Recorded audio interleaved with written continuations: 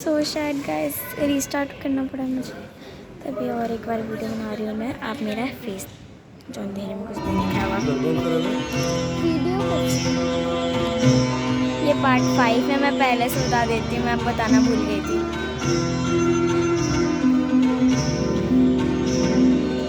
ये भारतवर्ष है जिसे दुनिया कभी विश्व गुरु के रूप में जानती थी। इसी भारतवर्ष का एक महत्वपूर्ण राज्य है ओडिशा। प्राचीन काल में ये कलिंग के नाम से विख्यात था। सूर्य की पहली किरण इसी प्रदेश के एक जो जो चीज़ें दिखाई आपको उसका मतलब स्टोरी बताया जाएगा, क्या हुआ था, कैसे हुआ था। और विशाल सूर्य मंदिर बनवाया गया था। सूर्य नमस्कार के स्टेप पार्ट 1 में है, आप देख सकते हो जाके।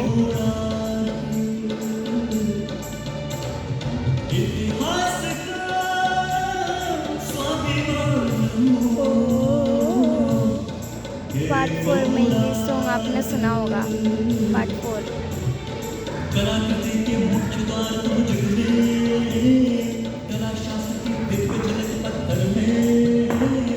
इसके अंदर जाना मना है। इसकी स्टोरी है क्या, जगन्नाथ भगवान जो थे यहाँ पर दो दुश्मनों को दीवार में पटका था, तो दो दीवार टूट गई और उसके अंदर ना भगवान ने, जगन्नाथ भगवान ने जो मोती छुई है वो मोती है और लक्ष्मी माँ की महाकमल है उसके अंदर, और सुभद्रा माँ का शॉर्ट मतलब रस्सी और बलभद्र का नागदान, क्योंकि वो नाग रूप लिए थे ना। नरसिंहदेव ने इस सूर्य मंदिर का निर्माण करवाया था। नरसिंहदेव युद्ध में बड़े प्रवीण और शक्तिशाली थे और मात्र 18 साल की उम्र में वे अपने पिता राजा अनंग भीमदेव की विशाल सेना के प्रधान सेनापति नियुक्त कर दिए गए थे।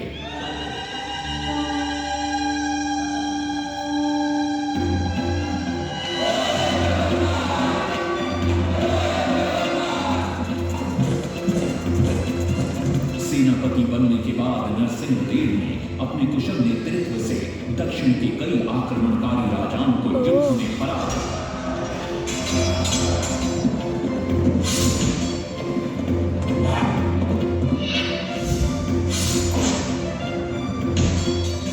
और उनके राजकोष पर कब्जा कर लिया।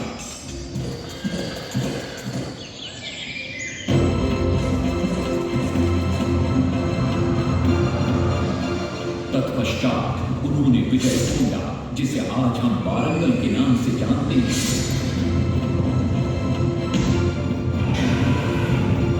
अब शांति से देख लो आप वीडियो। को परास्त किया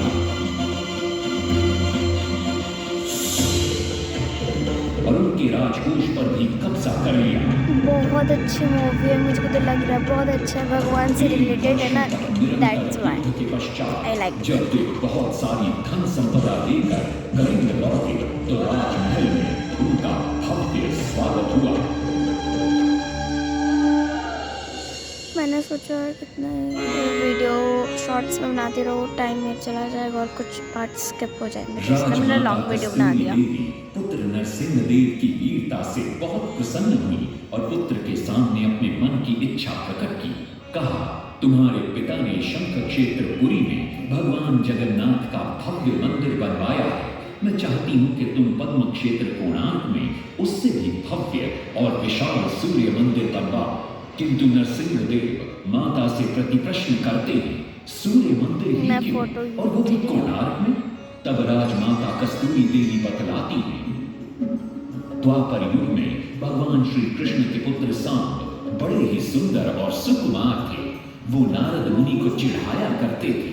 एक दिन नारद मुनि ने सांब को सबक सिखाने की योजना बनाई और उन्होंने सांब की सुंदरता की प्रशंसा कर उन्हें गोपियों के साथ जल क्रीड़ा करने को उकसाया।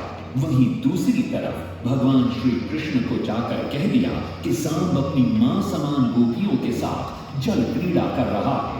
श्री कृष्ण इस बात से बहुत क्रोधित हो जाते हैं और वे सांब को श्राप दे देते हैं, जिस सुंदरता का तुम्हें अभिमान है वो तत्क्षण नष्ट हो जा।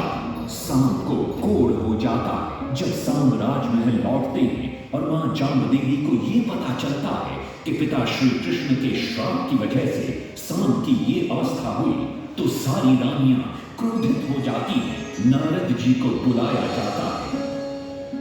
वे रोग मुक्ति का उपाय बतलाते हैं।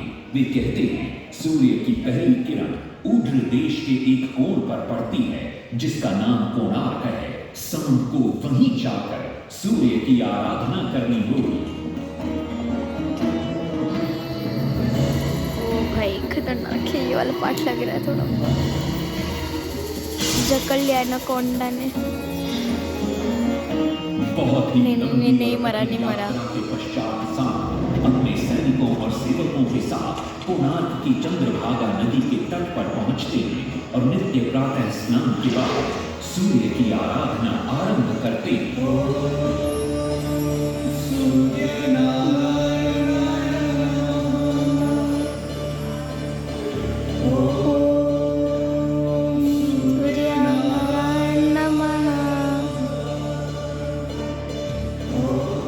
अन्न जल त्याग कर 12 साल की कठिन तपस्या के बाद सूर्य देव प्रसन्न होकर प्रकट होते हैं और सांब को रोग मुक्त होने का वरदान देते हैं।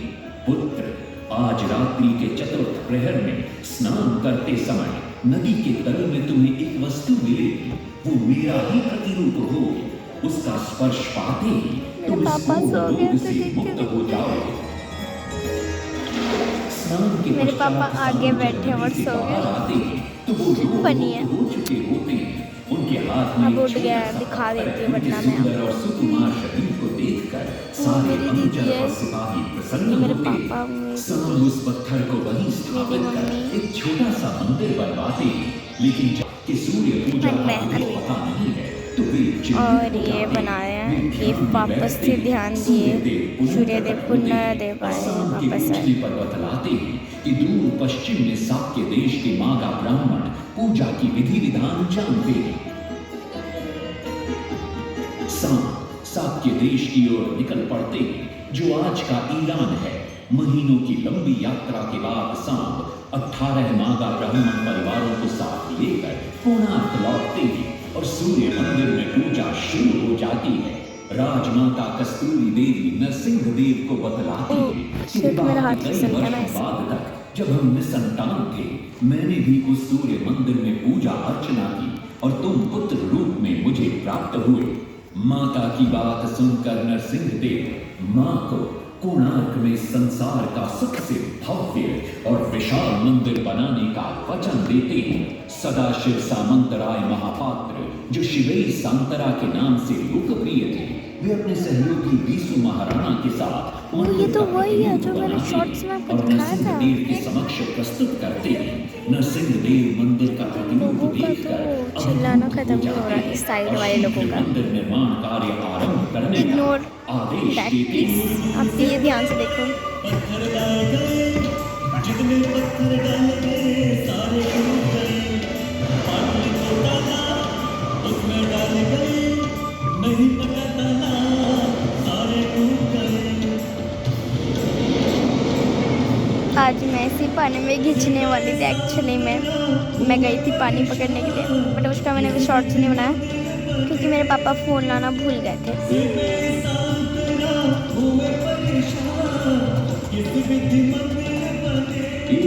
ये मेरा पहला लॉन्ग वीडियो है। उन्हें पास ही में एक कुटिया दिखाई पड़ती है जहां एक बूढ़ी औरत मेरा से पहला ब्लॉग कहने को ब्लॉग शिवेई सांतरा पानी मांगते हैं। बूढ़ी औरत आपको स्टोरी बता रही हूँ ना इसमें, दैट्स व्हाई। लेकर आती है। वे थाली के बीच में हाथ डालते हैं जिससे उनका हाथ जल जाता है। तब वो बूढ़ी औरत मुस्कुराकर कहती है, तुम तो शिवेई सांतरा की तरह बीच से भोजन उठाकर खा रहे हो। ये सुनकर शिवेई सांतरा को अपनी भूल का एहसास होता है। माता रामचंद्री ने उपाय सुझाया, समझे शिवेई सांतरा। ये देखो मेरे पापा सो गए। अब मैं उठाऊंगी इनको। तत्पश्चात वो किनारे से पत्थर डलवाना शुरू उठा करते दिया मैंने, हैं टू और मंदिर निर्माण पैर का मार के। कार्य तेजी से विष्णु, आगे विष्णु, बढ़ने विष्णु। लगता है। 1200 शिल्पियों ने 12 वर्ष में मंदिर बनाया, घोड़े साथ सजा रथ में समय का चक्र बनाया।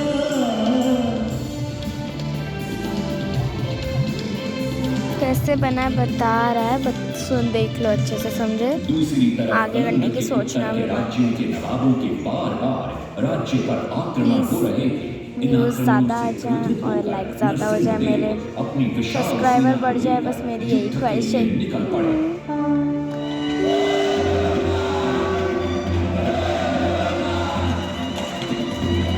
मैंने एक क्ले आर्ट बनाया है जगन्नाथ भगवान का, बट मैंने वो वीडियो नहीं बनाया।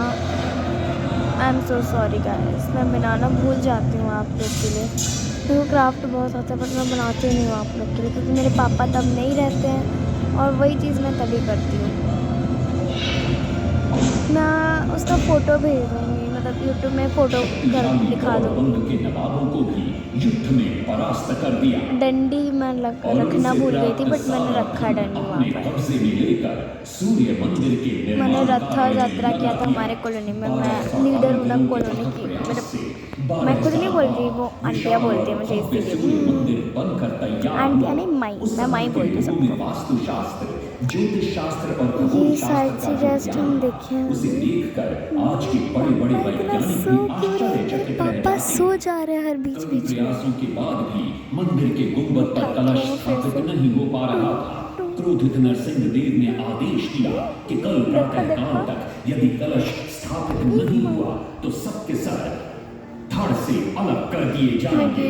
सभी शिल्पकार घोर चिंता में डूब जाते हैं।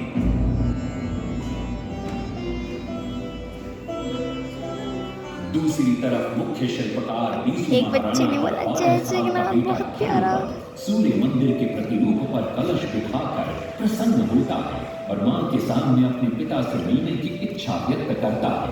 मां अपने बागीचे के पेड़ पोटली में बांध कर देती है और कहती है, अपने कुत्ते बलिया को साथ लेकर कोणार्क जा।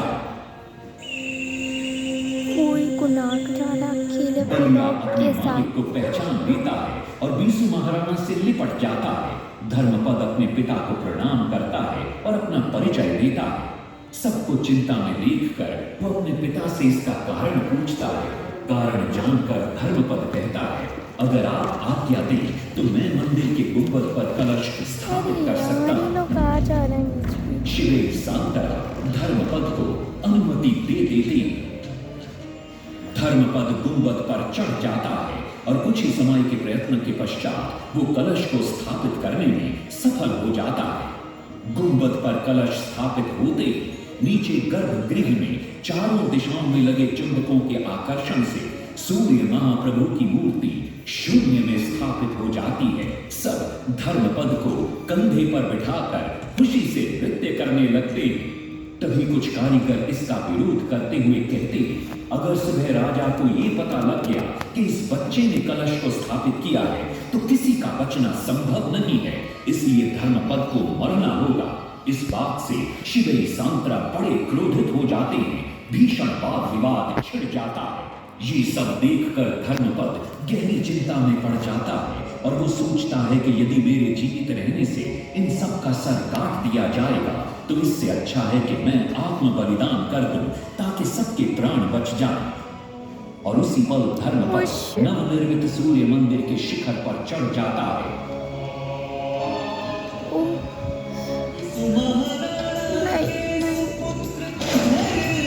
ने कलश बिठा के त्याग दिए निज प्राण। मैं रो रही हूँ, मैं आंसू नहीं मान निकाल- बढ़ा वास्तुशास्त्र के अनुसार बना। मेरे पापा कितना सोते हैं मुझे नहीं पता, 2 मिनट में सो जा रहा है। सूर्य उत्तरायण हो या दक्षिण। शायद इसी कारण से मेरे को खींच रहा था पानी, मुझे नहीं पता। सूर्य उदय की आज भी पहले किरण पड़ती प्रभु के ऊपर। वो कुछ बोल रहा है, दिख रहा था मुझे।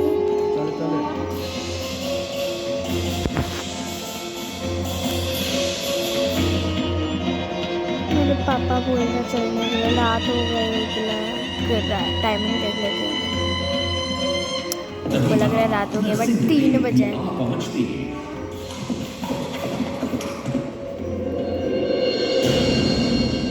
और सूर्य महाप्रभु को शून्य में स्थापित देख वे भी आनंद से भर जाते हैं और शिवई सांतरा की पूरी पूरी प्रशंसा करते हैं। वो ये भी घोषणा करते हैं कि माघ शुक्ल पक्ष की सप्तमी को मंदिर की प्राण प्रतिष्ठा की जाएगी। लेकिन शिवई सांतरा कहते हैं, राजन तिथि तो अच्छी है लेकिन मंदिर की प्राण प्रतिष्ठा के लिए ये शुभ नहीं है। किंतु राजा अपनी बात पर अड़ जाते हैं। शिवई सांतरा को दुख होता है और कोई वाद विवाद किए बिना वे हमेशा के लिए वहां से चले जाते हैं।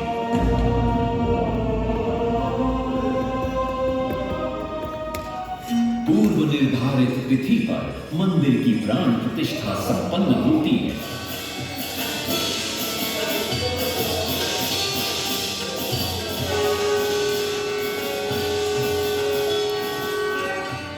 लेकिन कुछ दिनों बाद अमंगल होना शुरू हो जाता है। सबसे पहले विराट सिंह की मूर्ति नीचे आ गिरती है। तत्पश्चात मंदिर की शिलाओं का गिरना भी शुरू हो जाता है। नरसिंह देव को अब समझ में आता है कि शिवई सांतरा का कहना सही था, लेकिन देर हो चुकी थी।